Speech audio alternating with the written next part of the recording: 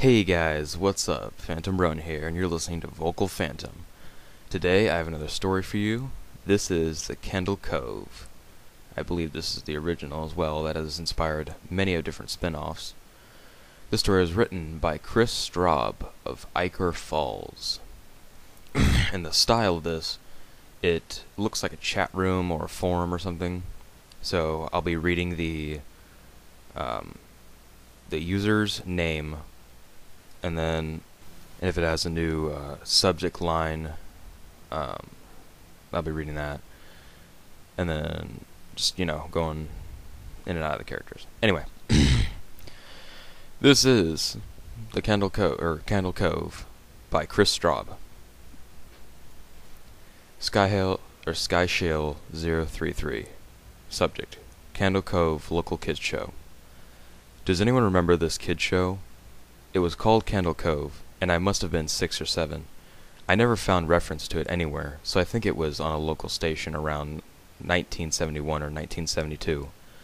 I lived in Ironton at the time. I don't remember which station, but I do remember it was on at a weird time, like 4 p.m.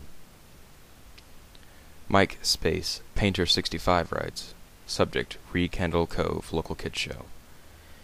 It seems really familiar to me. I grew up outside of Ashland and was 9 years old in '72.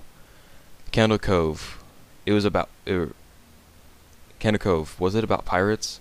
I remember a pirate marionette at the mouth of a cave talking to a little girl. Skyshell 033.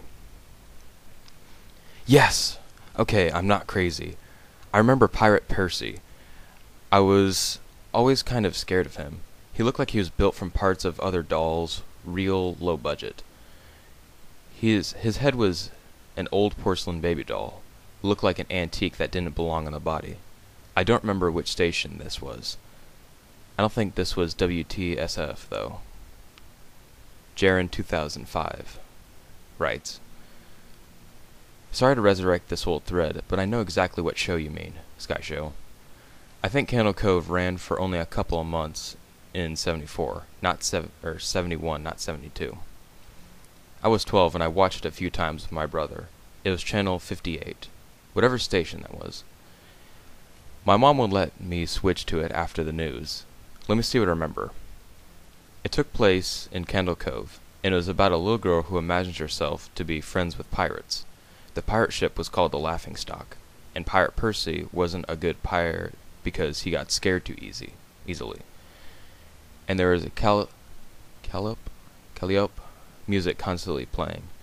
Don't remember the girl's name. Janice or Jade or something. I think it was Janice.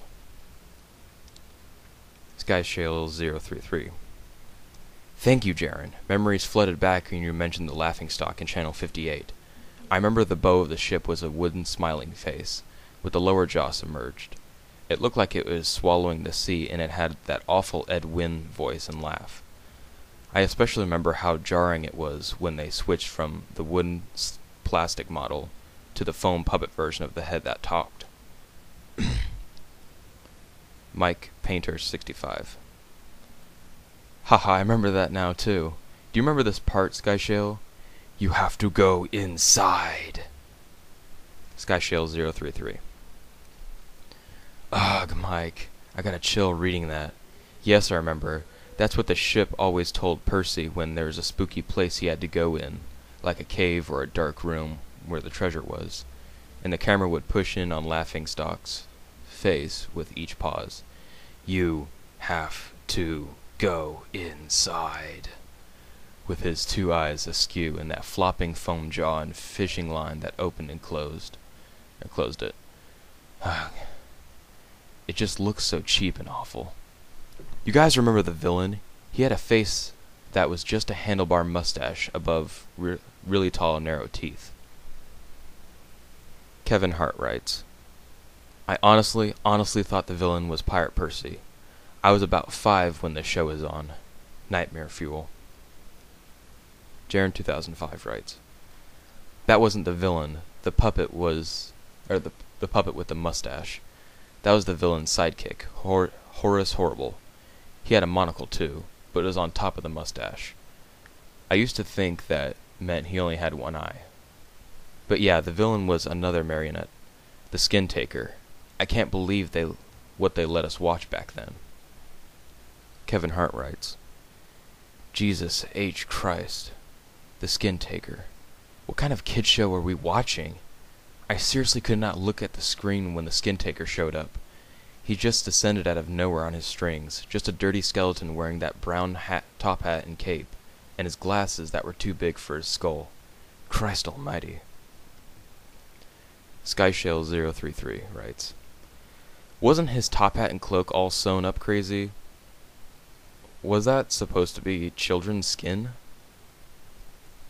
Mike Painter 65 writes, yeah, I think so. Remember his mouth didn't open and close? His jaw just slid back and forth. I remember the little girl said, why does your mouth move like that? And the Skin Taker didn't look at the girl, but at the camera, and said, to grind your skin. SkyShell033 writes, I'm so relieved that other people remember this terrible show. I used to have this awful memory, a bad dream I had where the opening jingle ended.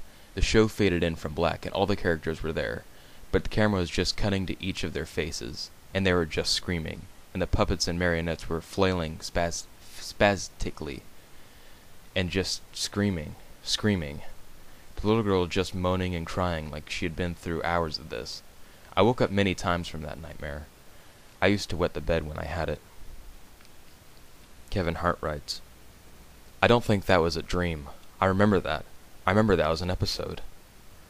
SkyShale033 writes, No, not possible. There was no plot or anything. I mean, literally just standing in place, crying and screaming for the whole show. Kevin Hart writes, maybe I'm manufacturing the memory because you said that, but I swear to God, I remember seeing what you described. They just screamed. This is the intro that played at the beginning of most episodes. Darren 2005 writes, oh God, yes. The little girl Janice. I remember seeing her shake, and the Skin Taker screaming through his gnashing teeth, his jaw careening so wildly I thought it would come off its wire hinges. I turned it off, and it was the last time I watched. I ran to my brother, and we didn't have the courage to turn it back on. Mike Painter 65 writes, I visited my mom today at the nursing home. I asked her about when I was little in the early 70s, when I was 8 or 9, and if she remembered a kids show, Candle Cove. She said that she was surprised I could remember that, and I asked why. She said, because I used to think it was so strange that you said, I'm gonna go watch Candle Cove now, Mom. And then you'd go tune the TV to static and just watch dead air for 30 minutes. You had a big imagination with your little pirate show. And that was Candle Cove by Kris Straub. There are many of different spin-offs from this, and you should really go check them out because a lot of them are really good. Anyway, that's about it. That's about all I know. So, thanks for listening, guys. Remember to show that support, and yeah, that's about it. You've been listening to VocalPhantom. Bye.